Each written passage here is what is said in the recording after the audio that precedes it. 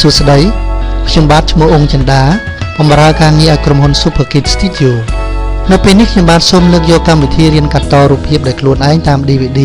ដែលមានទាំង software សម្រាប់ set up វីដេអូមេរៀននិងឯកសារមេរៀនគឺកម្មវិធី Adobe Photoshop CC 2015 Adobe Photoshop គឺជាកម្មវិធី design មួយដែលមានការពេញនិយមបំផុតនៅលើពិភពលោកក្នុងការរចនារូបភាពផ្សេងៗដូចជាការកែសម្រួលពន្លឺការបន្ថែមបន្ថយពណ៌ទៅលើរូបភាពម៉ូដអក្សរគម្របសៀវភៅទស្សនាវដ្តី VCD ឬក៏ DVD ម្យ៉ាងវិញទៀតយើងក៏អាចធ្វើការកែច្នៃរូបភាពឬក៏ background ទៅតាមទម្រង់ណាមួយដែលយើងពេញចិត្តដោយសារតែកម្មវិធីនេះមានលក្ខណៈទូលំទូលាយហើយមានភាពងាយស្រួលសម្រាប់ designer ក្នុងការកែច្នៃរូបភាពឬម៉ូដអក្សរទៅតាមតម្រូវការរបស់ខ្លួនគួបផ្សំនឹងការពេញនិយមក្នុងការប្រើប្រាស់នៅតាមបណ្ដារោងពុម្ពនានាផងនោះ